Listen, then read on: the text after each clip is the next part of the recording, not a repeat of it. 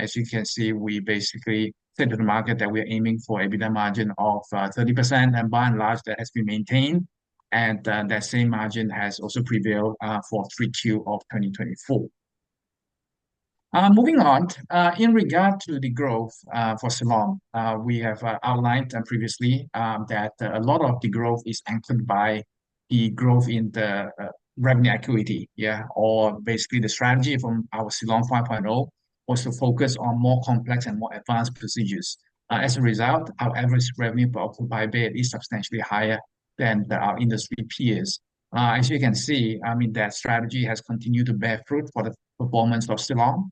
And the ARPOB has improved again compared from 3Q24 to 2Q24 by about 10% from 0.8 to 0.9. Yeah.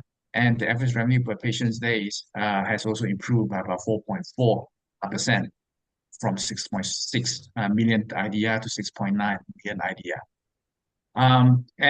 We, as mentioned previously as well, we have also been focusing on what we call the Congo, which is the key craft group that is our main focus area. Congo standing for cardio, onco, neuro, orthopedic, gastro. We have two areas. So within Congo, as you can see, that the revenue has improved 10% year on year. Within the Congo craft group, there is a few specific areas we identify as key needle movers, whereby we are focusing our attention on. As you can see, for those areas, I mean, that has actually improved by 16%. But our key Congo hospitals, as you can see in here, Lipo Village, Tumbunjero, MRCCC, Mampang, Cinere, have seen significant growth in the craft group related to this Congo area. So again, this should be nothing new. It's the same message that we have been conveying to the market quarter on quarter, that this is going to be our key focus areas, and this is where we are going to drive revenue improvement and growth going forward. In regard to the payer mix has remained relatively stable. As you can see that the corporate and insurance market is making up roughly half of the total revenue. This is despite, as many of you probably know, a challenging environment, especially in the insurance market. But despite that, we are able to hold on to our shares. As you can see, the private market, OP, corporate and insurance grew 3.9% from 3Q23 to 3Q24. BBGS obviously grew by a higher magnitude percentage-wise by 8.9%. Even though in terms of total revenue contributions, as you can see, the non-BBGX segment is still contributing way more, with BBGS stable at about 18% of revenue contributions. Margins continue to remain stable. You can see drugs and clinical supplies as a percentage of revenue has continued to reduce from 28.7% last year to 28.3% this year. Operating expenses as a percentage of revenue has also remained relatively stable at around about 30%, with underlying EBITDA margins, as I alluded to earlier, staying at a stable 30%. Underlying net profit is showing a similar trend or stable at 14%. So I think what we're seeing is that, as I alluded to in my last quarterly performance update, Siloam has entered a state whereby we are not influenced by one-off events, seasonality, COVID, dengue, but this reflects basically a stable state and performance from Siloam quarter on quarter to have a stable output and stable revenue and EBITDA. The improvement in margin is obviously achieved through a number of factors. Some of them is related to, as I mentioned before, the high acuity in the revenue services that we provide, but also a number of initiatives that internally we have also conducted in trying to improve margins. So some of these you will see in the following slide at a glance. For example, we looked at renegotiating some of our hemodialysis supplies, how we conduct our checking, including some of the CPRR, basically the materials for the lab processes, some of the consumables, waste management. Looking at how to consolidate some of cath labs. These are some of the initiatives that we have initiated or have already completed as well. But every year, the management is continually looking for new initiatives that we can conduct to continue to improve the efficiencies of our services And so we definitely see opportunities for margin expansions going forward. There are still a lot of untapped opportunities, which we believe over time we'll be able to address and help to bring efficiencies to the way we serve our target patients. The way we looked at efficiencies and improving productivities, we also apply very rigorously to how we look at our working capital. Working capital days, as you can see, has decreased. I mean, from 2019, we were sitting at 56 working capital days. It is down to 4 days. This is compared to 6 days in the 9 months of 2023. And as you can see, that has resulted in a very stable operating cash flow, which benefited not just from the improved business performance, but also a diligent way of managing and controlling our working capital to make sure that the funds that we obtain from our patients are deployed in the most productive manners and continue to provide services for our target market. One thing that might be important to highlight as well, I think, is not just that the operating cash flow is improving, as I highlighted earlier. You will see that operating cash flow has been improving by a CAGR of about 34%. I mean, from 2019, operating cash flow was about 652 billion in 2019. As at the end of 2023, we're sitting at 10.2 trillion. Yeah. Net cash, similarly, as you can see, we are in a net cash position. And therefore, leverage is therefore very low. Debt to equity ratio is currently sitting at 0.1x. We have debt of 800 billion sitting on with equity of 8.4 trillion. Interest coverage ratio, as you can see in here, is also very high, but it is basically 36x EBITDA. The leverage for Siloam is low for a reason in the past.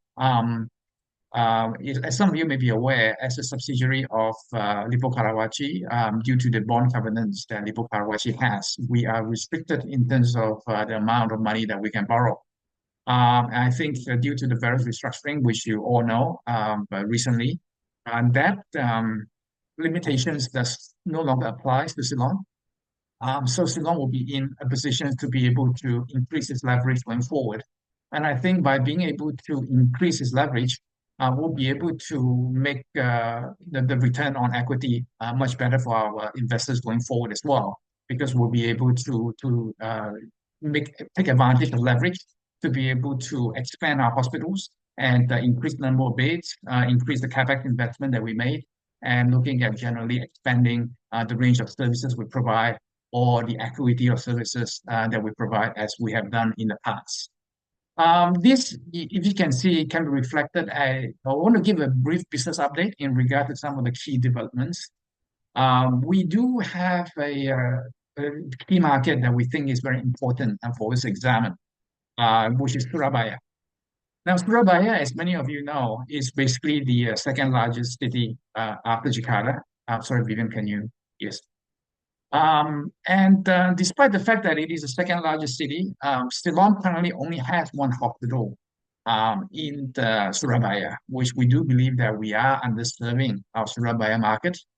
There are plans for us to open basically another two brand new hospitals, which is the Siloam Hospital Mer and Tito Surabaya, along with basically a brand new building within the adjacent to our existing Surabaya site. And that is a hospital I want to talk to you a little bit more about it because we are quite excited by it.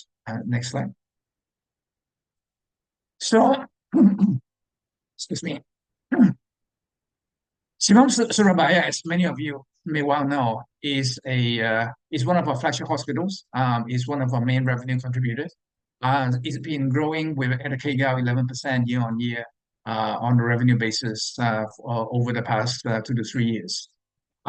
We do expect that that the hospital has a very good reputation, is in a very good catchment areas with fantastic locations. Except that obviously we're running out of room and hospitals is also aging and urgently in need of basically a refreshment or a refurbishment. Now, instead of refreshing the existing Surabaya hospitals, we have decided to build a new building right adjacent to the current Surabaya hospital building. Now, this hospital, which we call the New Gubeng, would provide 162 beds, excuse me, and excuse me, it is opening soon, excuse me, on the Q1 of 2025. So it is the hospital that we are very excited about, and I get calls just trying to talk about it. But it's going to have a brand new leading edge facility, a CAPG, a Linex sitting in there, a PET scan, ESWL, and a 512 slide CT scan. With a modern facility, a modern lobby, patient's room, we will have a hydrotherapy room in there. Again, it will be focusing on the Congo Center of Excellence that I've told you so much about. It will be looking at cardio, neuro, orthopedics, and oncologies. Surabaya Hospital by itself already has a very good brand recognitions, and it is in a very good locations. By basically building upon the success that we already have, and basically expanding that, and having a brand new building right next to it, will allow us to basically better serve the Surabaya market. The existing Surabaya hospitals, I mean, once the new Gubeng opened, would be focused more on the BPJS patients. Yeah, so we basically will focus our new hospitals on our premium segment to make it a more upscale experience for our market. But at the same time, the existing hospitals will also still be used for other facilities. So in a nutshell, that is the performance and business update for Q3 of 2024. Caroline has some exciting news to update you in regard to our business strategy. I think previously we have spoken a lot about Siloam 5.0 strategy. That is coming to an end in 2024, but we have just finished the planning for our next 5-year strategy, which Caroline will tell you more about. So over to you, Caroline. Thank you, Daniel. And thank you, everybody, for joining us this afternoon for our earnings call. Every now and then, there is a juncture in our journey that serves as a pivotal point for the coming years. For Siloam, 2019 was one such year when we decided to embark on a transformational journey of Siloam 5.0. Flashback 5 years ago, at that time, we had 26 hospitals. Many of them were very new. We just started our consolidation journey just 1 to 2 years back. Our digital transformation was still in the very early years, but we set a focal point that in 5 years, we wanted to be Indonesia's preferred healthcare partner for providing accessible and holistic care. We set to do so by focusing on 4 pillars, next, which we have shared with all of you, and we have continued to update you in our journey in all 4 of these areas, which I will not go through today. It has not been an easy journey. There were many challenges and there were many surprises. We obviously never anticipated that we would be thrown into the center of a global pandemic the year later, but we are thankful for how the organization came together with a razor-sharp focus on execution and for what we have achieved as a result of that. Today, next please.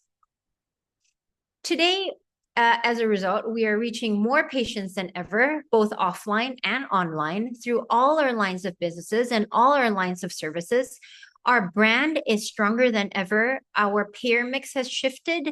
We have a significant share of the premium market. We are top 1 or 2 for insurance in all the markets we are in. We've grown talent, we have retained talent, and as a result, we have grown 13% CAGR in revenue because of volume and revenue intensity, and we've grown 32% CAGR on EBITDA because we have grown our top line. Next, please.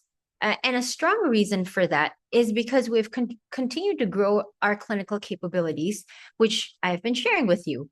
We continue to recruit, develop, engage the best talent in the country, and we are at the forefront of clinical work and quality. We are really pleased and grateful for how our organization has grown and matured over the past 5 years. It is a great way for us to close our Siloam 5.0 strategy. And most of all, we thank all of you for supporting us in our endeavors and all our challenges to execute the past 5-year strategy. However, a strong 5-year performance makes for a very difficult base to beat. Also, our competition is also growing. A lot of them are emulating our strategies and successes. There are a lot of regulatory changes. The healthcare landscape is challenging as well. And a lot of you may be asking, what does the next 5 years look like for Siloam? So as we conclude the last year of Siloam 5.0, we're also asking ourselves, where to now? What does the next 5 years look like? And how will we continue to grow? What I wanted to share with you is that we look to global benchmarks and to challenge ourselves. There is incredible momentum for Siloam. And I believe that the successes of the past 5 years will provide a strong foundation and competitive advantage for the next 5 years. And therefore, Siloam is poised for the next phase of growth. Next. So today, I would like to share with you Siloam's next gen strategy. The objective of our strategy is to become an impactful healthcare leader in Southeast Asia by enhancing capabilities and solidifying competitive advantage. Now, a few things to note here. One is the word impactful. We want to be, in fact, impactful because ultimately everything we do must bring better health to our patients and our communities. The next word that I would like to draw your attention to is Southeast Asia. So why Southeast Asia when all our operations are in Indonesia? Well, we want to benchmark to other players in the region. The third one is enhancing capabilities. We want to raise the bar for the country and for every local market where we are present by enhancing capabilities. And then by doing so, number 4, we hope to be solidifying our strategic position through competitive advantages. There are 3 pillars in our next gen strategy. The first pillar is a people first initiative, because where would we be without our people? My biggest job is to empower all 13,000 employees and 2,800 specialist doctors in my organization so that they will give nothing but their best. We want to challenge ourselves to be a people-first organization. In a labor-intensive, people-dependent industry, empowering the team is not a choice. It is a must for us to grow. This will include an operating model design transformation to make sure that as we grow our organization, it stays agile. And this also includes an HR transformation to start with. The second pillar is an archetype transformation that we've named Supercharging Archetypes. I will explain this more in my next slides. And the third pillar is, oh, nope, not yet. The third pillar is a pillar that I've named Go Beyond, where we would like to create new growth engines in adjacent businesses where we believe we have a strategic advantage and we have a right to win in these businesses.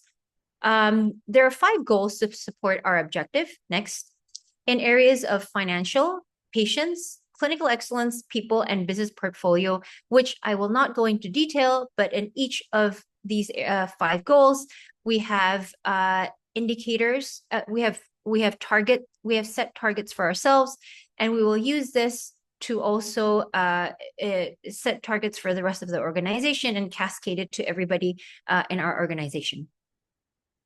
I would like to spend a little bit of time to explain in more detail about our archetype project. Next. So the archetype project we are doing is in recognition of the diversity of the Indonesian healthcare market that we serve from Sumatra to Papua, from MRCC in the middle of the city all the way to very remote areas such as Lubuk Linggau and Buton. And therefore, the need to segment our services in order to be relevant to each local market. We are categorizing the Indonesian market into 3 broad segments, which is premium, value seeker, and BPJS. We are anticipating the Indonesian healthcare space to be growing at about 9% CAGR for the next 5 years, with the fastest growing segment being BPJS with a CAGR of 13.7%, followed by value seeker, and then followed by the premium market. And therefore, we have categorized all our hospitals into 4 broad archetypes. Next. Each archetype will have a different focus and will have a different profile based on the segment that they are serving. So our premium specialist hospitals are hospitals that are focused on serving the premium segment, with 70% of its services focused in one specialty. An example of this would be MRCCC in oncology and ASRI in uronephrology. This will allow us to go deeper and grow unique clinical capabilities in specific specialties. And in order to do so, development of clinical programs, attracting the right talent, investment in medical equipment will be key. If we do this well, each of these hospitals in our premium specialist category should end up with an ARPOB of 14 to 18 billion. The second category archetype is premium generalists. Hospitals in this category are hospitals that are focused on serving the premium segment and will cover a wider range of specialties with a focus in 2 to 3 centers of excellence. In catering to the premium market, all our premium hospitals will also be focused on creating a more exclusive patient journey and patient experience. If we do this well, then our premium generalist hospitals should end up with an ARPOB between 8 to 11 billion. The third archetype is value seeker hospitals. In catering to the mainstream market, these hospitals must focus on creating affordable healthcare in a wider range of services. In order to do so, creating more transparency and predictability in healthcare costs for patients, partnerships with insurers, and running an efficient operations will be key. We anticipate these hospitals to end up with an ARPOB of about 4.5 to 6.5 billion. And last archetype, but definitely not the least, is our community generalist hospitals. These hospitals should focus on providing consistent, quality, efficient care for JKN members in order for us to further expand our reach in certain markets. In order to do so, these hospitals must play the scale game to varying levels, run a tight, low-cost operations, and ensure proper case mix and proper case management. Digitalization and automation will play a huge role for these hospitals. While we will differentiate on pricing, service level, service offerings, facilities, resourcing, cost to serve, CAPEX investment, there are a few things we won't differentiate between these archetypes.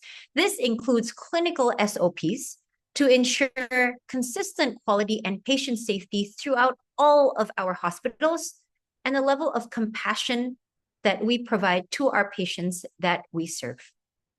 Next slide. The next step in this archetype project will be for us to create a roadmap for each of our 41 hospitals based on the archetype category that they're in. We hope to complete this in the next 3 to 4 months, and we will be identifying key levers for every single hospital that will provide growth in the next 5 years. This might be creating additional capacity in that hospital if they're already at full utilization, or it could be growing certain clinical programs, or growth could come from investment in new equipment, could be from bringing in efficiency or driving sales and marketing, could be from uplift of service to serve the premium market, could be new capabilities, could be a lot of other things. This list is not exhaustive, and I'm just giving a few examples, but every one of our 41 hospitals will have a 5-year roadmap and also have financial projection as well. One example that I'd like to give you on a roadmap that we've created is for Siloam Sentosa, which is a hospital that was acquired in 2017 in Bekasi. It is a community generalist hospital. Currently, we operate 52 beds.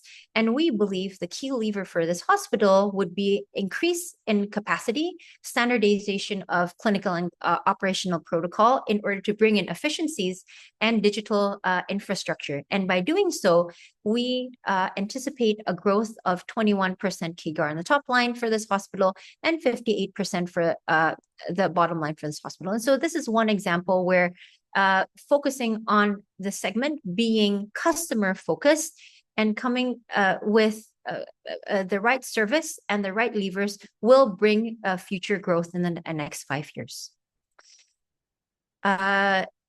Next, each of the archetypes will be led by an archetype CEO who will own the business and operations and will be accountable for executing the archetype blueprint.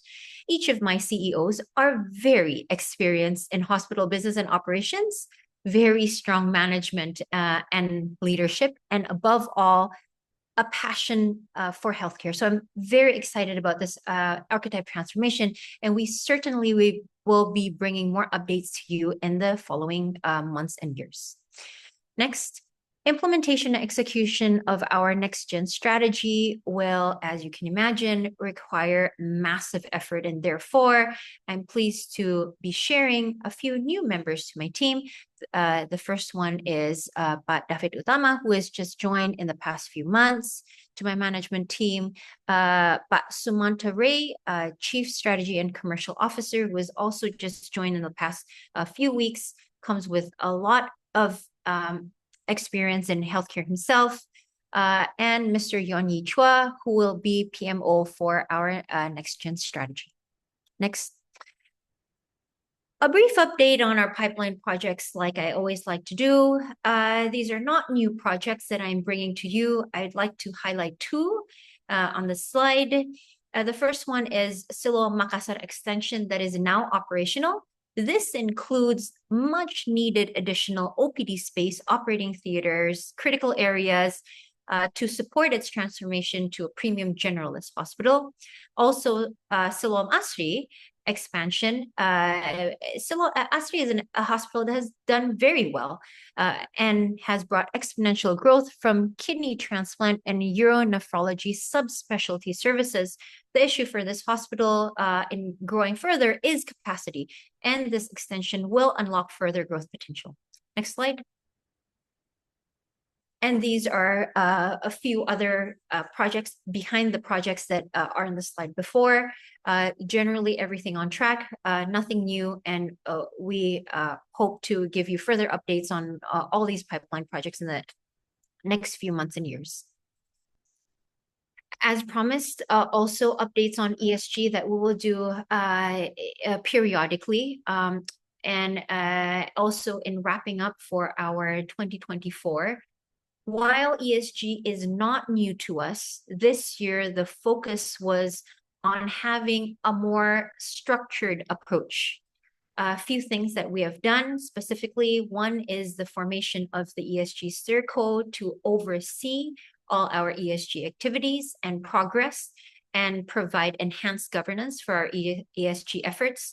The second one is the framework that we have already put together and shared with you to align the whole organization.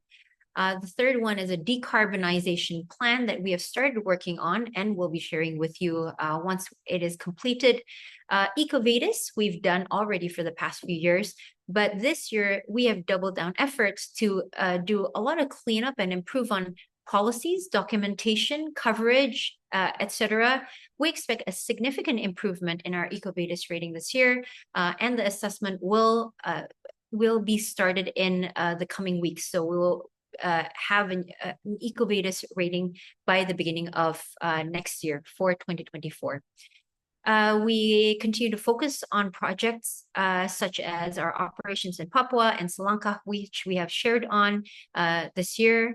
Next, we also have shared on our ESG framework. This includes materiality topics that we have categorized in our 4 pillars: caring for our patients, caring for our environment, caring for our people, and caring for our communities.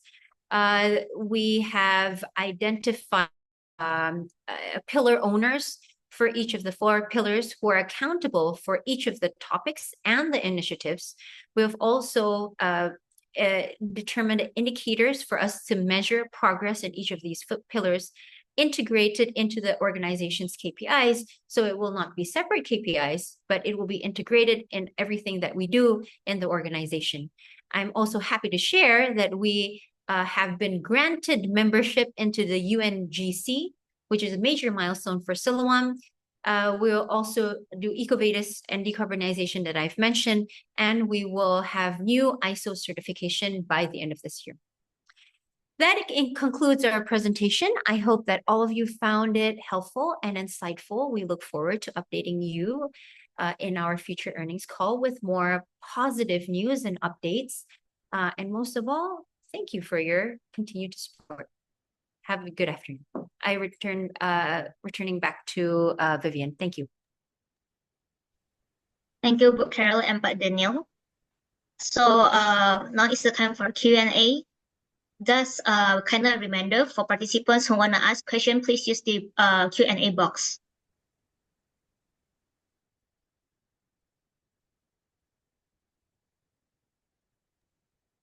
There is one question from Pak Ari Jaja.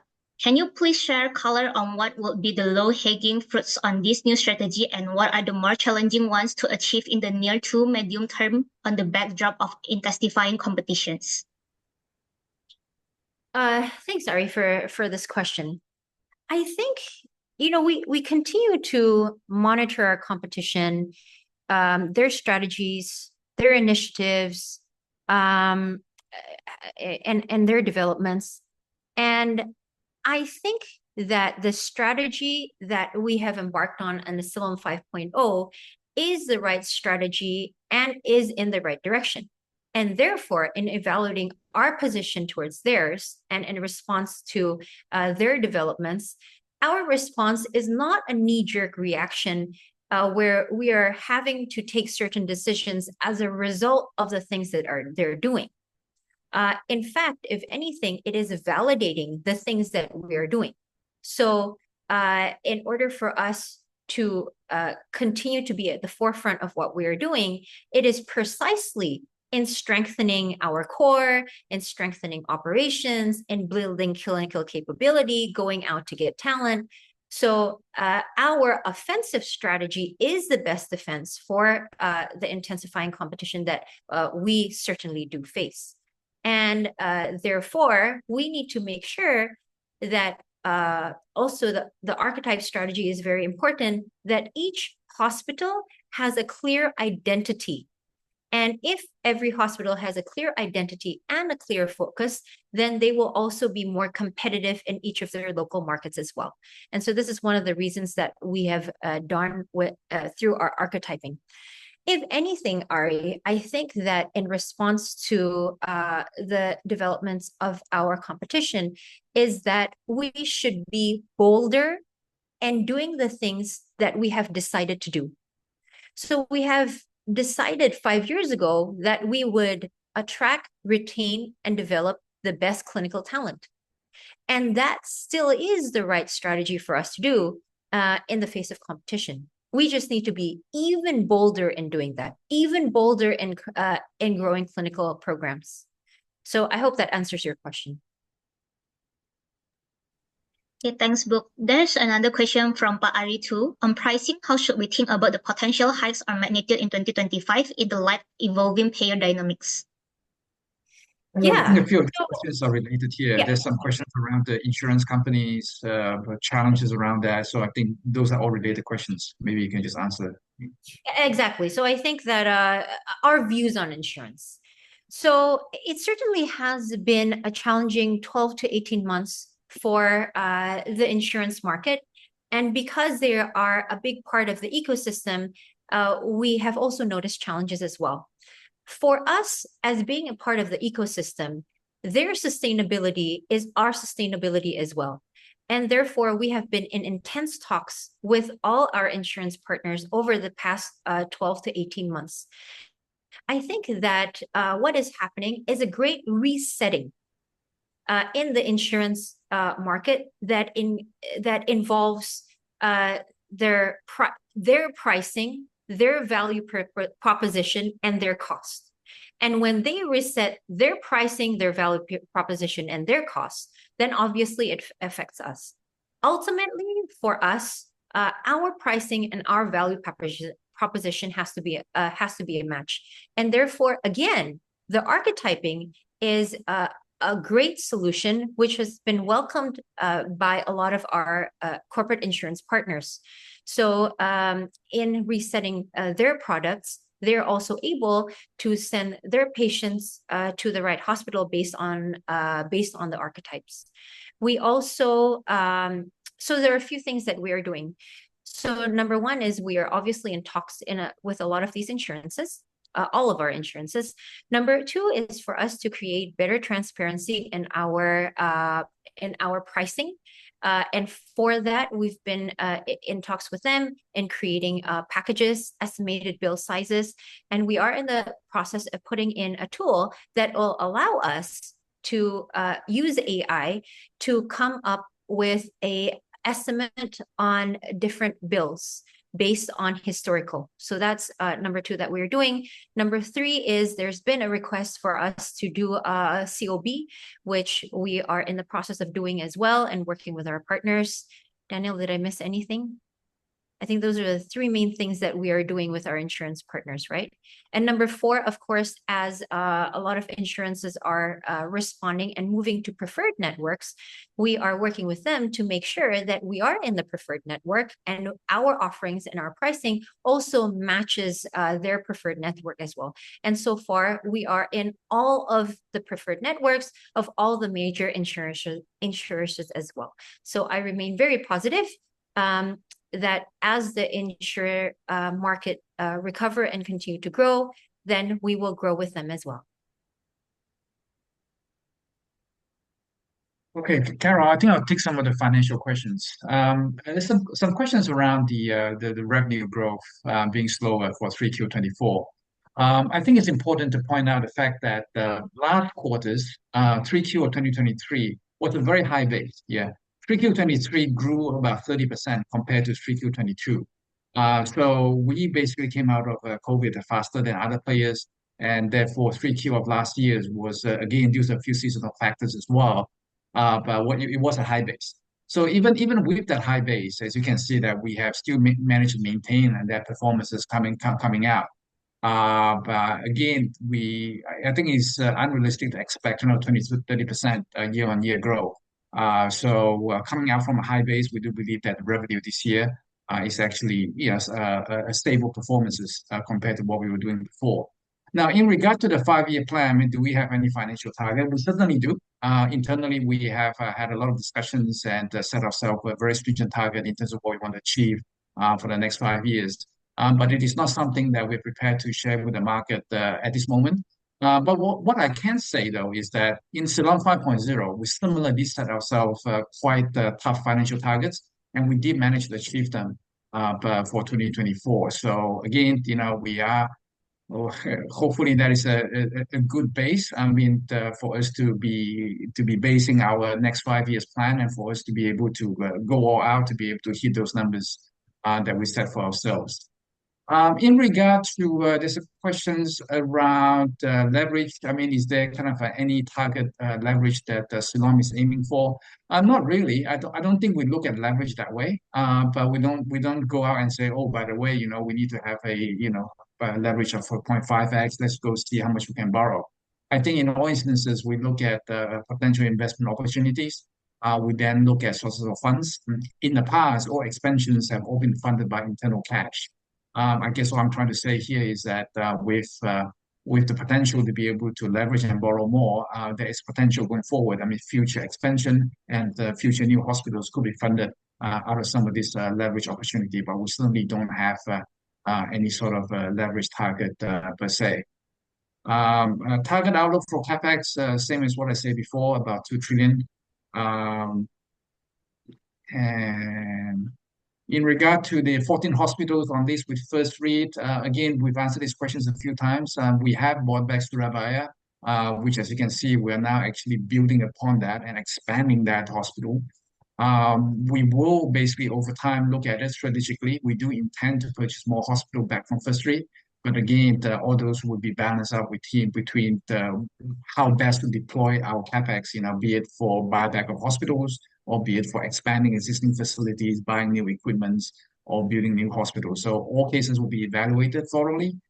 We have currently an investment committee that is very tough. So any kind of a decisions on deployment of capital has to go to the investment committee, whereby we have to justify the business case and ensuring that but we've evaluated all alternative and where we deploy funds is basically where it would create the most shareholder value. Okay, Daniel, I'll take some of the other questions. There is a question around COB. What kind of COB are we doing? The kind of COB that we'll be implementing will be the COB that has been approved in the regulation that has been released in the past few weeks, where the first payer will be BPJS and the company or the insurer will do a top-up up to 200% of the BPJS claims. So for us, that is obviously going to be a gain because it also increases affordability in value seeker and especially BPJS markets. AI is something that we are very excited about. Implementing AI for estimated bill size would not be the first application of AI. We've implemented AI in a lot of our processes, but the one that is actually most exciting is the implementation of AI to assist doctors in taking notes. So in the past, our doctors were very busy writing notes, and we have been able to transition them to typing notes because our EMR adoption is very high. It's close to 100%, but it also is a distraction to doctors, and it takes a lot of time, a lot of time from their valuable time. And so what AI does is basically it records the conversation between the doctors and the patients, it transcribes it, and based on that, populates the medical notes. It also suggests the ICD-9 and 10, which is the diagnosis, and it also then assists in determining the treatment and medication for the patient as well. Of course, the more digitalization and AI that we adopt, we do have to be very mindful of how we protect patients' data. Also, we have to be mindful of cybersecurity as well. This is something that we have put a lot of attention into, starting from the design of our application, the design of our connectivity and our infrastructure. This year, we are migrating to cloud that provides us with more capabilities, but also better security as well. We also we do a lot of other things in order to make sure that our data is safe and that our system is safe as well as we continue to digitize. The next question is on BPJS referrals. I think that insurers are not the only ones tightening their governance on claims, and BPJS is doing this as well. This is not something that has come out of the blue, and it is not something that has taken us by surprise. Again, the way that the BPJS referral works is that they refer to hospitals with the higher capability. So if you are a type B and a type C hospital has the same capability, they're going to refer to a type C instead of a type B. So you'll lose out on that referral, which makes sense because the type C referral has a lower claim. So that's why it's important that our hospitals have continue to develop their capabilities. Otherwise, they will not have reason to collect all the referrals, which we've been doing over time. And so, yes, we do see an impact from the tighter referral, which is not the first time they've done it, but we are also protected because we have more capabilities and we also are able to grow back a lot of those referrals. So I hope that answers those questions. Daniel, I think the next one is a question for you. Yeah, I think all numbers questions. Going from the bottom, but with the change in shareholding structures, there's no change in the current leasing arrangements. But basically, all the arrangement will still be the same because there was a 15 years lease agreement that was signed 2 years ago. So that would be still in force. So nothing changes there. Now, obviously, the way Siloam pays rental, we pay it based on the percentage of our revenue. So as a percentage of revenue, it will stay stable. But obviously, as our revenue increase, rental rate will also increase. that would be kind of a part of the agreement that is entered into in 2 years ago, over the next 15 years. But as I alluded to earlier, I mean, we are evaluating and very open to buying back, I mean, more hospitals from first rate. And I think if you look at our balance sheet, and we certainly have the capability to evaluate doing more of that. But again, coming back, whatever we do want to make sure that is accretive to value creations, I mean, for the shareholders as well. And I think strategically, it does make sense for us to buy back more hospitals because a lot of these are hospitals that are important for us, and we do continue to plan expanding them. So Surabaya, I think, is a prime example. I mean, we bought back Surabaya 2 years ago, and now we are building an adjacent building and expanding upon it. I mean, these are basically things we might not be able to do if we do not own the building. So we do believe that there are a lot of opportunities in there going forward. The 2 trillion I mentioned earlier did not include any first rate hospital purchase. I mean, does not mean that we would not consider further buyback of hospitals from first rate. It's just that the 2 trillion numbers that I quoted earlier did not include any of those. There's a question on slowdown in inpatient traffic. So I think a few things. One is really to do with disease trend. So last year we did see a spike in seasonal cases at the beginning of the year and also in Q3. If you recall, last year we had a prolonged drought and we didn't get rain till November, or even it was close to December that we got serious rain. So we did see a lot of respiratory cases and gastro cases coming into our hospital. And we don't see those seasonal cases in Q3 of this year, which means that there is a slowdown in inpatient. But again, we're not building our operations and our business for those one-offs. And so am I concerned that there isn't a wave? No, I'm not concerned, because disease pattern, there's nothing you can do about it. Number two, Daniel did touch on the macroeconomics that we do believe plays a part. And number three, there is impact from insurance as well. But I think, like I've said, I think this is something that we have to work through. It is a reset that we are working with our partners. But I think that once we're able to reach a new equilibrium, then I think that it will be good for the insurers and will be good for Siloam as well. One of the things that where we have also been a little bit more protected in the insurance changes is that, number one, we are a network. It does give us a little bit more bargaining and leveraging with the insurances because we are a network. And number two is because of the unique capabilities that we have, such as oncology and MRCC. And therefore, we have been able to also retain a lot of the more acute cases as well. So three things that I believe are the cause of a slightly slower Q3. But I think this is not something that management is worried about. And I think in the long run, there are a lot of tailwinds that we are very positive about and very confident.